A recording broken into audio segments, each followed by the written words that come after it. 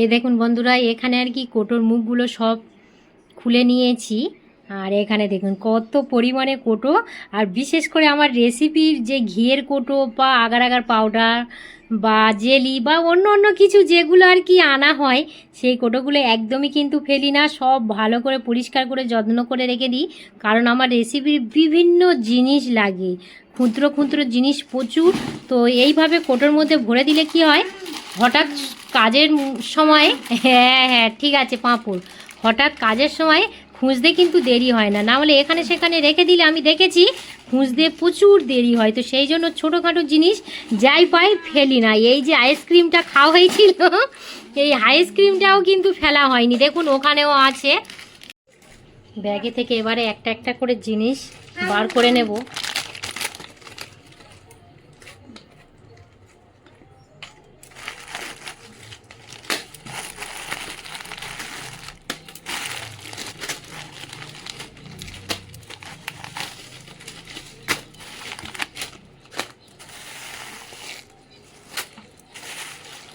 ঠিক আছে, আরও ব্যাগে জিনিস আছে, আগে এগুলো কোটোর মধ্যে ভরে নিই, তারপরে বাদবাকি যে ব্যাগের মধ্যে আছে সেগুলো আবার নিয়ে নেব।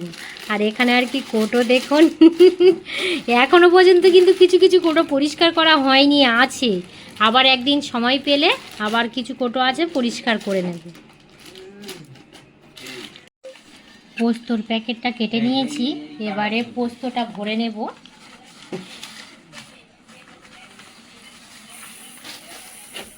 আর এই সব জিনিস আর কি একটু ছোটোখাটো জায়গায় রাখলে ভালো হয়। আর রুবিদি দেখুন সার্ফ এক্সেলের প্যাকেটটা আর কি পড়ছে, কি পড়ছে উনি জানে,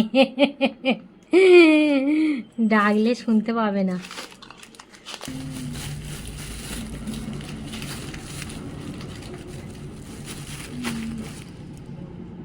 এই যে মাসের শেষ হলে আর একটা মাস করলে ছোটোগুলো ভরতে আমার খুবই ভালো লাগে।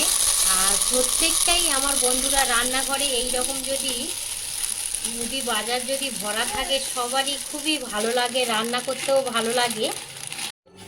আর এখানে বন্ধুরা দেখুন প্রায় সব পুজো আর কি ভরে নিয়েছি। আর রুবিদি আর কি ও মাসের কিছু এক্সট্রা যে মশলা মাইলিগুলো ছিল রুবিদি সেগুলো আর কি বার করে নিচ্ছে, একটু আর কি তেলে রোদে দেবে। আর সব কিছু হয়ে গেছে, এখানে শুধু 2 প্যাকেট চাউমিন ভরা হয়নি। আর অঙ্কিতের হচ্ছে পোস্ত, অঙ্কিতের পাস্তাটা আর কোটো মোটামুটি খালি নেই, সব একদম পুরো ভরা হয়ে গেছে। মুদি বাজার সব টাংড়ে নিয়েছি। আর এখানে দাদা ভাই মাছ চিংড়ি নিয়ে এসছে, তো কি কি মাছ চিংড়ি নিয়ে এসছে দেখাবো।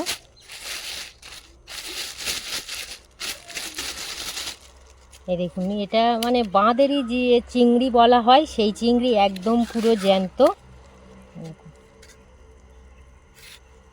দাদা ভাই আবার 2 রকম চিংড়ি নিয়ে এসছে। আর এই যে বড় চিংড়িটা নিয়ে এসছে, এটা বাড়িতে এঁচোড় আছে, এঁচোড় দিয়েই করা হবে, একদম বিয়ে বাড়ির স্টাইলেই বানাবো এঁচোড় চিংড়িটা। আর মাছও সবাই খেতে চায় না, তো সেই জন্য আর কি একদমই বলেছিলাম অল্প করে মাছ নিয়ে আসবে, কারণ টাটকা টাটকা মাছ চিংড়ি খেতে বেশি ভালো লাগে। আর এই মাছটা, এটার নাম হচ্ছে লাইলন টিকা।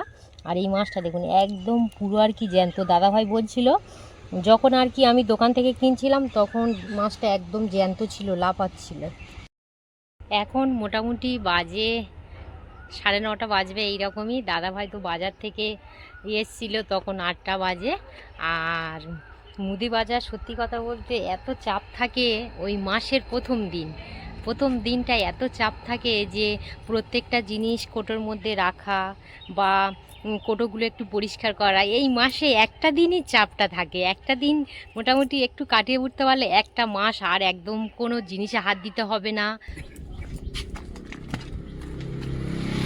কাকু বেশ আগের বেশ একদম টাটকা টাটকা সবজি নিয়ে এসছো। ওকু উঠছে দাও, আড়াইশো দাও, হয়ে গেছে। প্রত্যেক দিন কাকু আসে তো সেই জন্য অল্প অল্প করে নেওয়া হয়। হ্যাঁ, টাটকা টাটকা সবজি খাবো প্রত্যেক দিন। সবজি নেবেন আজ? হ্যাঁ,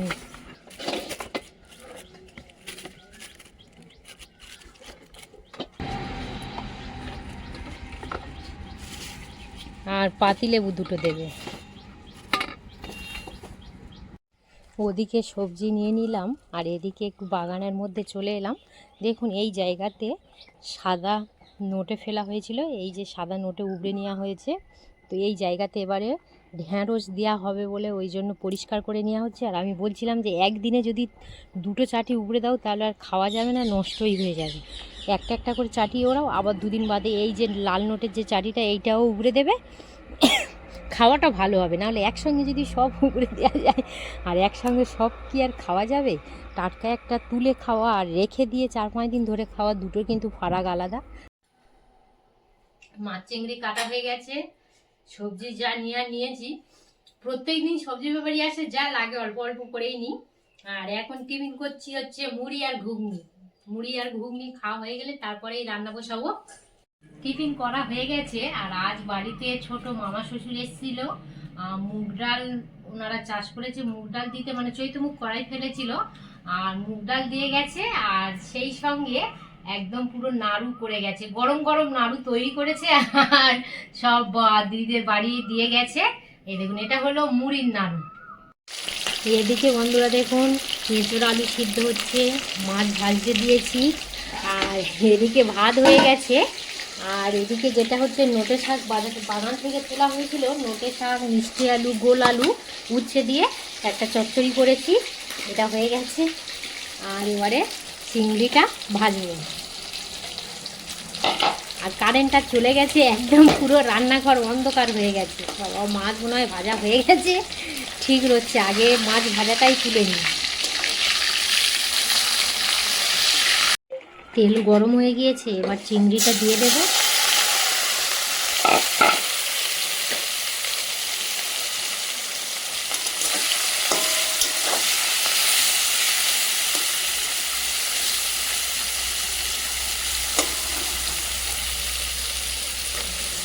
আর এদিকে এঁচোড় আর আলু ভাবানো হয়ে গেছে, এবারে নামিয়ে নেব। এই দেখুন বন্ধুরা, এঁচোড়, চিংড়ি, আলু দিয়ে একদম পুরো তরকারি হয়ে গেছে। আর এদিকে রান্না করব না ক্যামেরা করব, সত্য কথা বলতে আমি সব কিছুই আর কি নিজে করি, তো ওই জন্য একটু অসুবিধাই হয়, যাই হোক। আর এদিকে মাছের ঝাল করে নিয়েছি।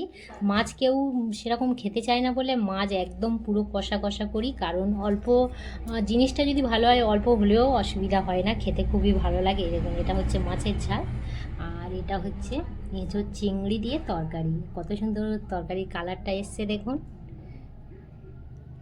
রান্না বান্না কমপ্লিট হয়ে গেল। আর এখানে আর কি কিছু চিংড়ি ভাজা রেখে দিয়েছি, কারণ দাদাভাই 300 মতো চিংড়ি নিয়ে এসেছিলো, তো ভেজে রেখে দিয়েছি। এবার স্নান টান করে নেব, তারপর খাওয়া দাওয়া করবো। আমরা সবাই মিলে খেতে বসে গেছি। আর দাদা ভাই, আমার শ্বশুরমশাই, শাশুড়ি মার খাওয়া হয়ে গেছে, বাকি আছি আমি, অঙ্কিত আর আমার দিদির ছেলে প্রীতম। অঙ্কিত বসো বসো বসো, অঙ্কিত কই? এটা হচ্ছে অঙ্কিতের ভাত, ওটা প্রীতম খাচ্ছে।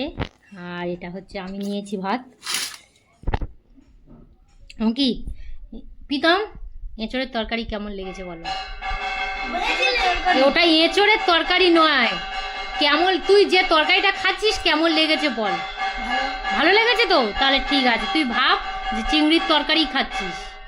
এই দেখ, ভাই সব খাওয়া অভ্যেস করে দিয়েছে, তাই তো? অভ্যেস করিয়েছি। চলে এসো চলে এসো বাবু, এসো।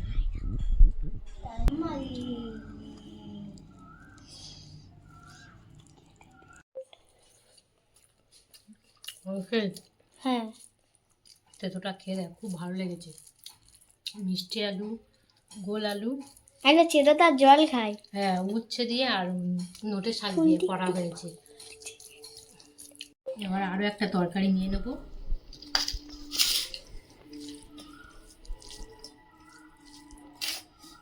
তরকারিটার যা কালার এসেছিল, কখন খাবো খাবো ভাবছি। খেতে লাগবে সেটা বলার কথা না।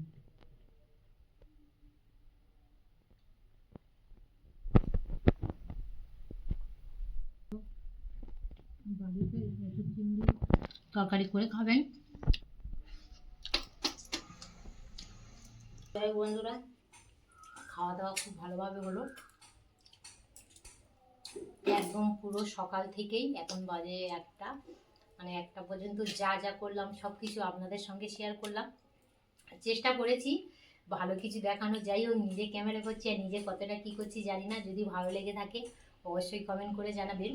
আর যে সকল বন্ধুরা এখনও পর্যন্ত নতুন, প্লিজ চ্যানেলটি সাবস্ক্রাইব করে পাশে থাকবেন। যখনই আমি ভিডিও আপলোড দেব আপনাদের নোটিফিকেশানে পৌঁছে যাবে, তো সেই জন্য আপনারা বেল আইকনটি অবশ্যই ক্লিক করে দেবেন। পর্বটা এখানে শেষ করলাম। আপনারা সবাই ভালো থাকবেন, সুস্থ থাকবেন। আরও একটি নতুন পর্বে খুব তাড়াতাড়ি দেখা হচ্ছে।